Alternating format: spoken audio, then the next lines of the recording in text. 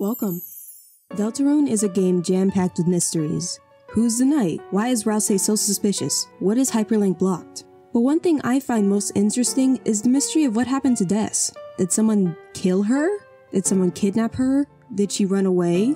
Maybe it's because Noelle is the best character? Fight me on that. And anything to do with her is going to be interesting, but I always found this mystery to be extra fascinating. I've spent 4 days researching what may have happened to her, and I think I have a pretty good answer. Now obviously, only 2 out of 7 games have been released, so I'm probably wrong, but where's the fun in just focusing on facts and logic? Speculating without evidence is where it's at. Now I will be combining this theory with a theory on what happened between the Dreamers and the holidays because I feel those 2 events are connected.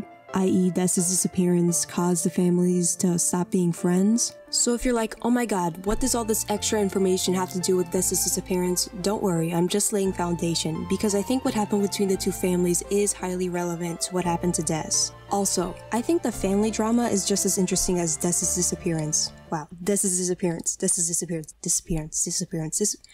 This video is gonna be a nightmare to record. But let's move on to the actual theory.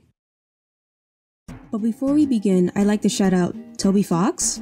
I finally decided to think for myself and don't need to rely on other videos for research, for the most part. So yeah, thank you Toby Fox for writing dialogue for this game, it's pretty good. Although, the number of times characters call Chris by their name is excessive. It's like every 2 lines, it's very obnoxious once you notice it. Sorry, got a little distracted. Let's talk about what we know about the families. According to Rudy, he's known Asgore and Toriel since college, and was close to both of them. After moving back to hometown, the families were next door neighbors. They'd attend church together and the kids would go on little adventures. But then something happened. The families grew apart. They stopped going to church together. The kids stopped hanging out with each other. Rudy seems to still be on good terms with Asgore and Toriel, but Asgore and the mayor? He did something to gain the mayor's ire because she removed him as police chief and replaced him with Undyne, an inexperienced rookie. If you read the newspapers on Asgore's removal, Chris will supersede our control and look away. They can't bear to relive what happened. Along with their friendship, each family was falling apart. Asgore and Toriel got divorced. Des disappeared. Noelle and the mayor's relationship became strained. Fast forward to today, and the chasm between the families couldn't be greater. When Chris visits Rudy in the hospital, he and Noelle are both confused by them showing up.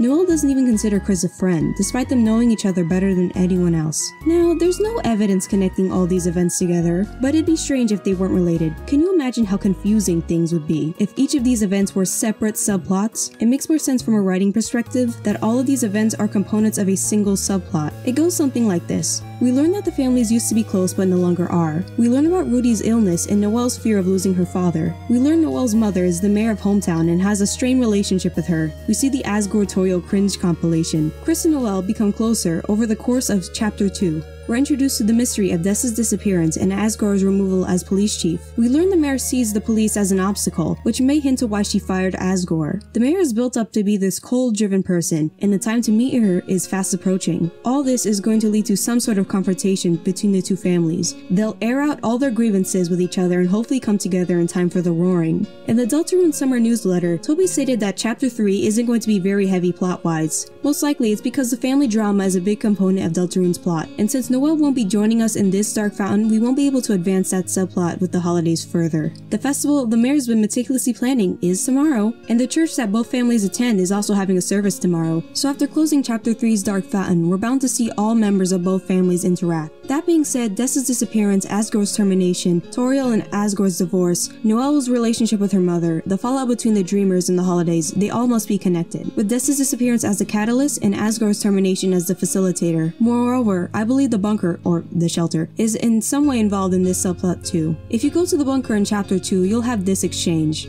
No, just, I ain't afraid. Only kids believe in that stuff. But Chris, you gonna be a weenie like Chris? Susie does her thing and... You okay, Chris? What's the deal with this place? Well, you don't gotta talk about it. It's clear Chris has trauma related to the bunker. We know that Chris, Azriel, Des, and Noelle used to explore the woods near the bunker. Could something bad have happened during one of their adventures? Could something bad have happened to Des that scarred Chris for life? It's too early to say, but regardless, the bunker will be important to Deltarune's plot in some way. It may even involve a certain someone. But for this theory, I'll focus on Des' disappearance and Asgore's termination, as it seems everything else stems from those 2 events. In most theories surrounding Asgore's termination, Asgore does something evil. As a result, the mayor removes him as police chief and Toriel divorces him. Afterward, the families drift apart. The evil thing in question usually has something to do with Des's disappearance. He intentionally kills Des, he accidentally kills Des, he acts negligently as police chief following Des's disappearance. I guess it's also possible that he did something evil to someone else other than Des, but if I'm gonna go down the Asgore did something evil route, it makes more sense that he was somehow involved in Des's disappearance. It would explain why the mayor fired Asgore so swiftly and replaced him with Undyne.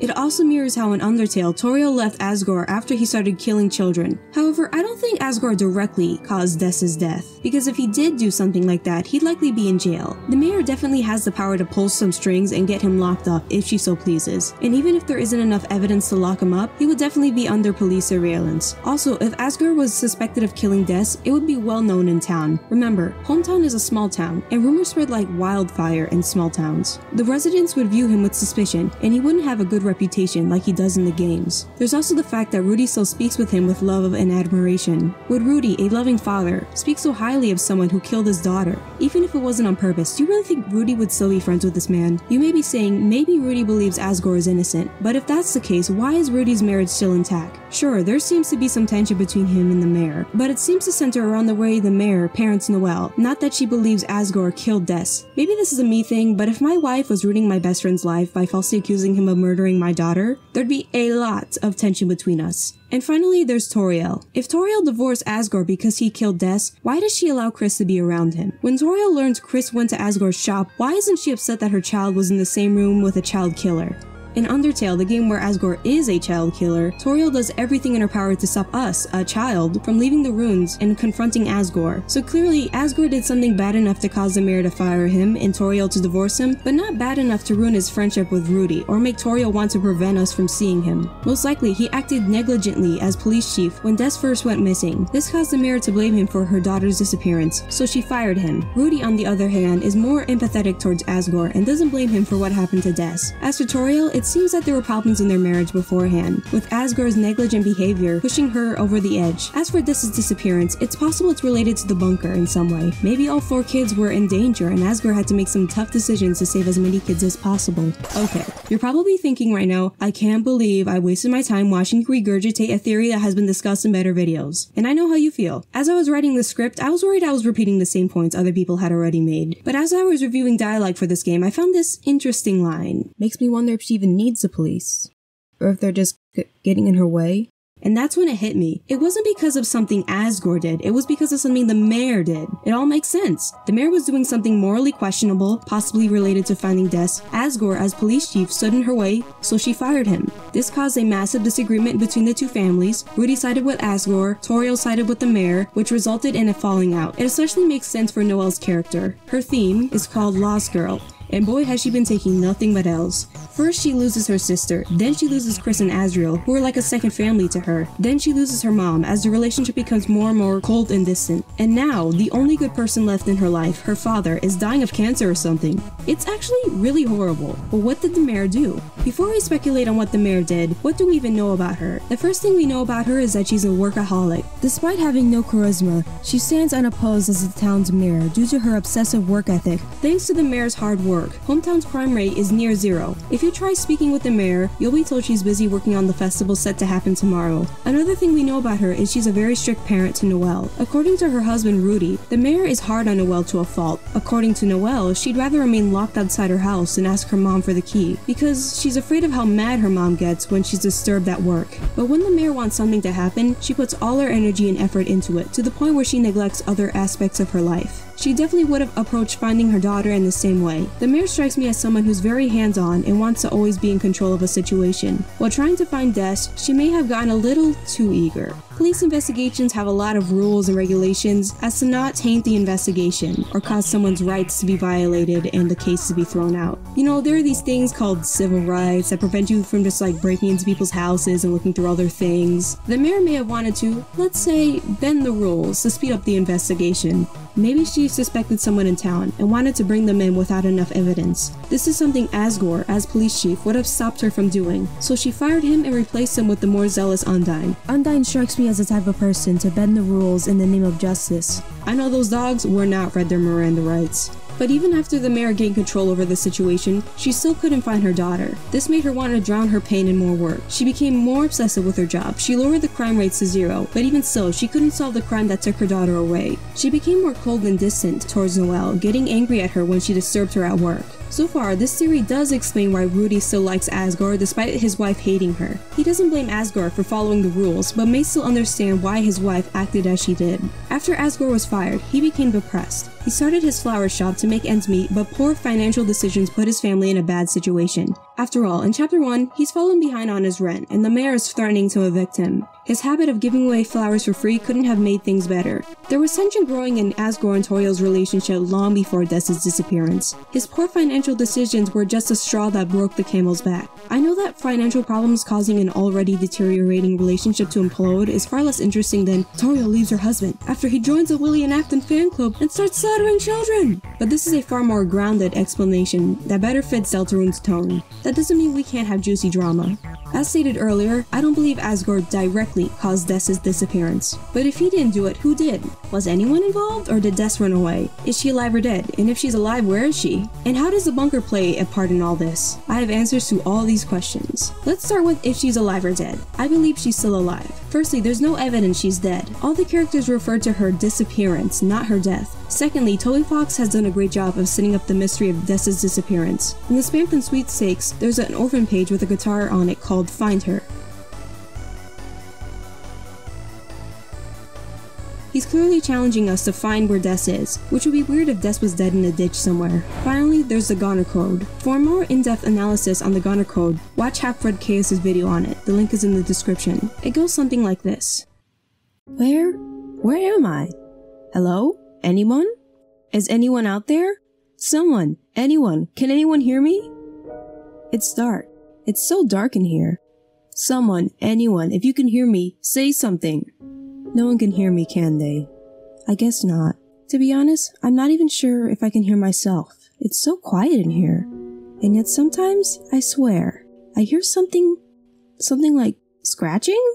Whoever this person is, they're lost somewhere beyond the bounds of reality. This dialogue is referred to as unused in the code, which is odd. Most unused code has a name describing its original purpose before it was discarded, but these strings are referred to as unused, implying they were always meant to be unused. Why would you include something that you never intended to use? Because it's for us, the players who decompiled the game and have access to the file names. Toby Fox has learned from Undertale that people will gain access to the code and find out everything, so he uses this fact as an opportunity for storytelling, to tell the story of someone who's lost, stuck beyond the bounds of reality. There's only one character known to be lost, Des. He continues to leave secrets with the orphan page, for those willing to go out of their way to find secrets. So yeah, Des is stuck somewhere beyond the bounds of the game. But how did she get there? Did someone do something to her, or did she run away? I believe the answer lies somewhere in the middle. Firstly, it doesn't seem Des vanished in a way that indicated she was kidnapped. That doesn't mean she wasn't kidnapped, just that it doesn't appear she was kidnapped. The reason I believe this is because there are no missing person posters of Des in town.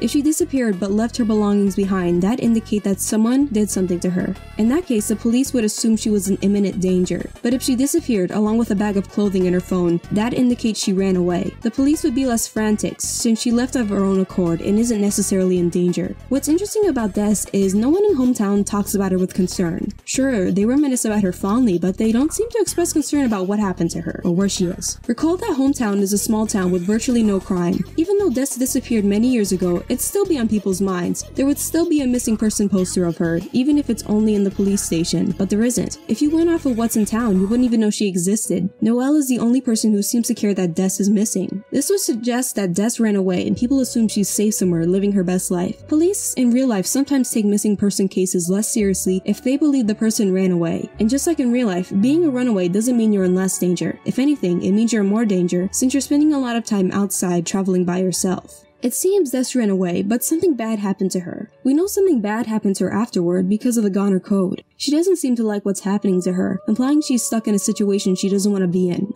All evidence points to her running away and something bad happening to her. It's possible that Des ran away to escape her poor home life with her mother. It is too early in Deltarune's story to speculate on her motive, but I imagine it was to escape her mother, so for the sake of this theory, I'm just gonna go with that. I believe Des is stuck in a dark world, likely the depths. What is the depths? It's a concept discussed in a great video by Bricks VGM. The link is in the description. I'll quickly explain the depths, but you should watch the actual video for more information. I will be embellishing certain parts for my purposes, but it's still a good video. Basically, the depths are a plane of existence where all darkness originates from. There's a barrier separating the depths from the light world. With enough determination, you can poke a hole in that barrier and create a dark fountain. The idea of the depths comes from one of the lines in Devil's boss fight. Hell's roar bubbles from the depths. This roar likely refers to the roaring and how poking too many holes in the barrier can cause it to break. This in turn would cause the roaring. The depths are pure darkness. The dark worlds are composed of parts of the light world affected by pure darkness from the depths. I believe Des fell in or was pushed into a hole in the barrier and is stuck in the depths. You may be asking, how is this possible?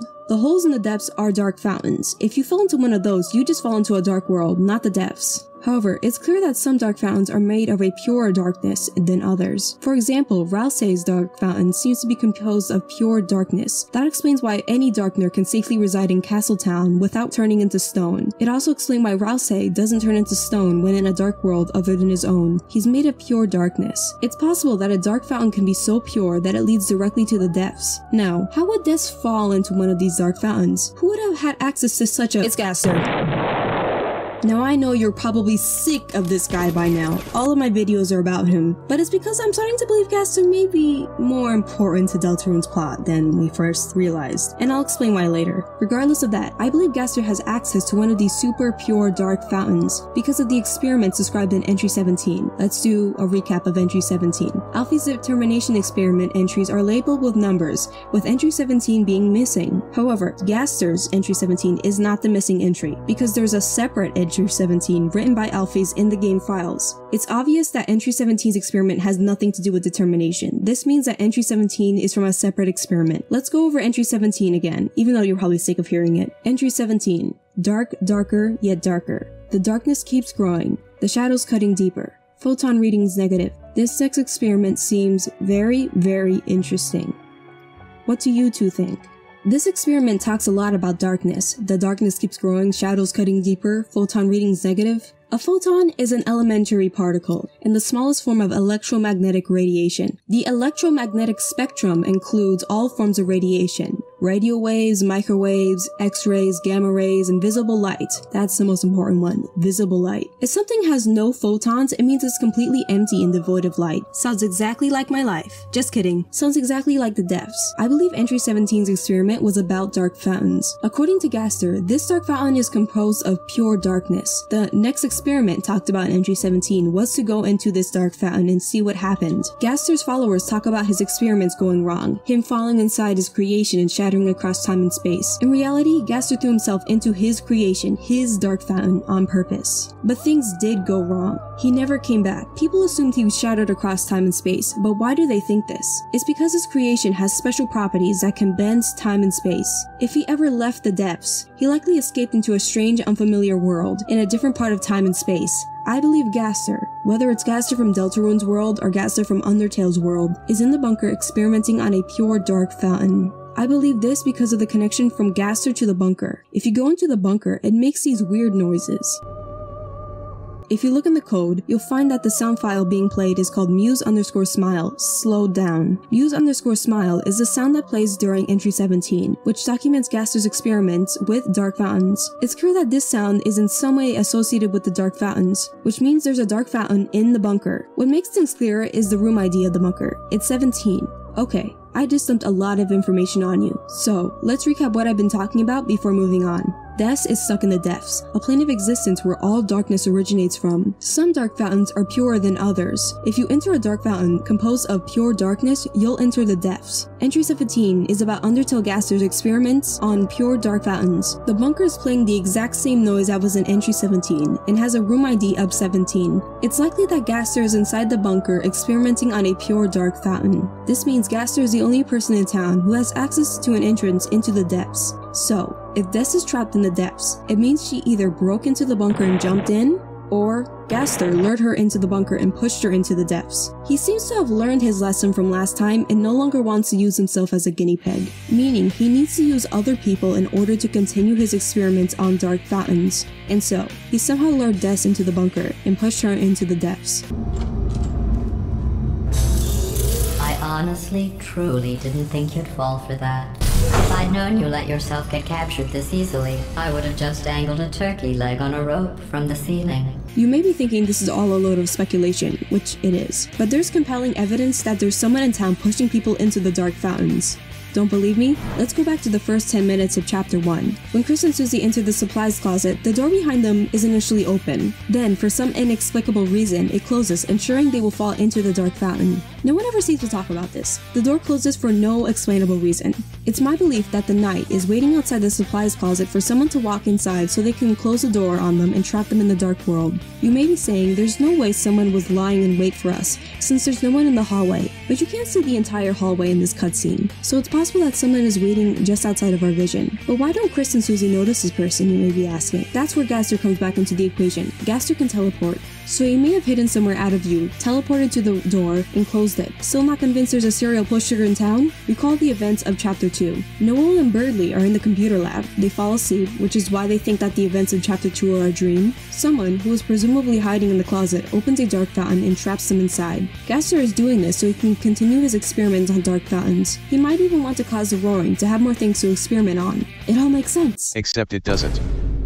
I can buy that Des is stuck in the depths. I can buy that someone in the bunker is experimenting on dark fountains. I can even buy that the knight is pushing people into their dark fountains. But there's no evidence tying Gaster to any of this. You assume Muse_Smile is related to Gaster, but it could easily be related to dark fountains or the depths. The Goner code talks about hearing scratching, which sounds exactly like Muse_Smile. Perhaps these sounds originate from the depths. All the sounds emanating from the bunker prove is that there's a dark fountain in the bunker, not that someone is experimenting on them or that Gaster is the one doing it. Sure, Muse_Smile in entry 17 shows Undertale Gaster was experimenting on dark fountains, but that doesn't mean Deltarune Gaster was also experimenting on dark fountains. Overall, there's no evidence tying Gaster to Deltarune's plot. He's clearly just a side character. Nothing more, nothing less. Learn to be more creative and stop mindlessly blaming Gaster for everything. Except Gaster isn't just a side character, he's the main villain of Deltarune. Okay, let's slow down for a second. I feel like I need to explain myself. Most of this series has been considering which possibilities contain the best writing. Oh, from a writing perspective, such and such wouldn't make sense. It makes far more sense that this would be the case. I'm aware that there are many ways Deltarune's plot can go and still be well written. I'm aware that what I consider good writing may differ what you or Toby Fox considers good writing.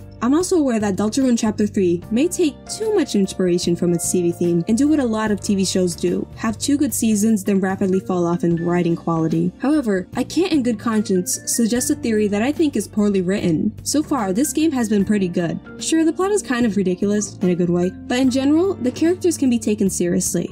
I think Toby Fox is a good writer and can pull off 5 more well-written chapters. I just want to explain my mindset when making this theory, because this part of the theory is going to be focused on guessing Toby's intention when writing this story. Okay, so Gaster is this super mysterious, secret character that has a fandom by the throat. He's one of the biggest reasons Undertale is still talked about. He's clearly inspired by the Yumi Nikki character Yuboa, who's also a super secret, mysterious character. Yuboa has inspired a lot of fan theories because nothing about him is explained. Not much of anything in Yumi Nikki is explained, which is why it's so interesting, but Yuboa in particular allows you to endlessly speculate about him. Toby Fox is a fan of Yumi Nikki and was probably inspired to make his own super secret character, so he created Gaster. Just enough about him is explained for you to get an idea of who he is, but just enough is left vague to allow you to endlessly speculate about him. There are probably hundreds of valid theories you can make about Gaster and his connection to other characters. And then there's the fact that a lot of Gaster's secrets are hidden in the game's code. Meeting the Gaster followers is pretty easy, but meeting Gaster requires either playing the game up until Waterfall hundreds of times, or save file editing. Accessing entry 17 requires save file editing, but interestingly, isn't blocked by the dog check. The Gaster follower names, the Gaster blasters, the sound file names, the secret stats, those all require decompiling the game. Specifically, it involves opening this data.when file.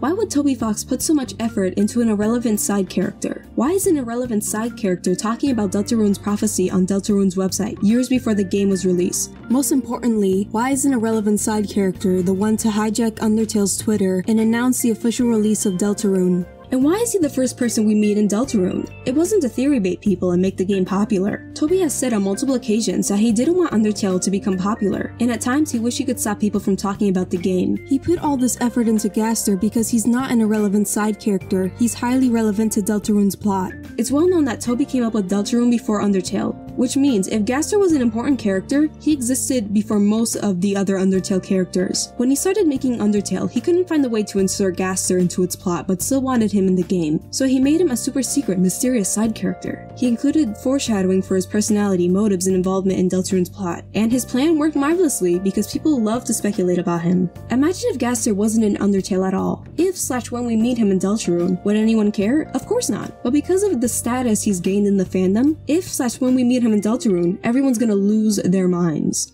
Okay, so there's some reason to believe Gaster is an important character in Deltarune, but why does that mean he's the villain? Firstly, the roles of heroes are kinda being filled up. Pretty much everyone we meet becomes good. Someone eventually needs to fill that main antagonist role. But the biggest piece of evidence tying Gaster to the role as main villain is the way he's introduced. Let's compare and contrast the way Gaster is introduced to the way Flowey, Undertale's main villain, is introduced. They both hijack Undertale's Twitter right before the game is released. They're both the first characters we meet. They both act like they're our allies before pulling the rug out from under us. They both say something that's the antithesis of the game's theme. They both spend most of their time off screen, letting other characters fill the antagonistic role, only for those characters to be redeemed and become our friends. You can't deny the similarities in the way these two are written. By the way, I have to give credit to JaroJaroJ for pointing this idea out in his Gaster video. The link is in the description.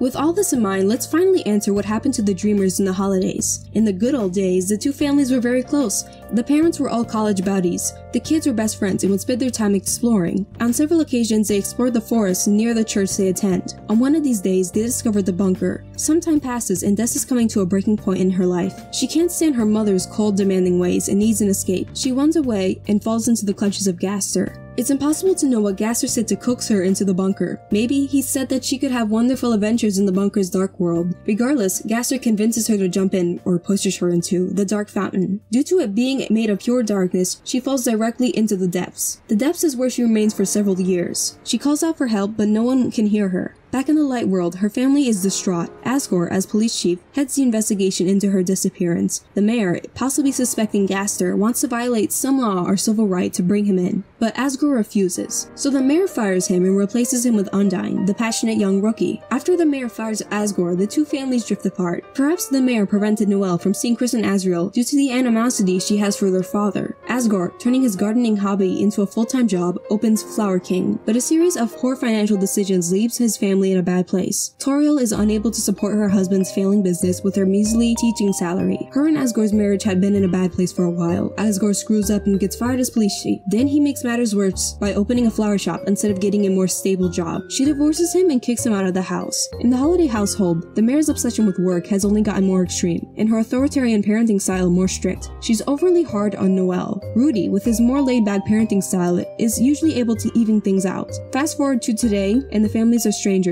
Rudy is sick with a terminal disease and can no longer be there to protect Noelle from her mother. Asgore is trying to get back with Toriel despite her rebuffing his advances, and then the rest of the plot happens. Jesus Christ, this script is 6,000 words long! But there you have it, an explanation for all three of these mysteries. Something tells me all of this will be disproven in chapter 3, but I had fun making this video and I hope you enjoyed it. This is the end of the theory, but what do you guys think? Do you think anything I said is correct? Leave your answers in the comments below. And if you like this video, like, comment, and subscribe now! Stick 'em up. This is a robbery. Give me all your subscribes. Reach for the sky.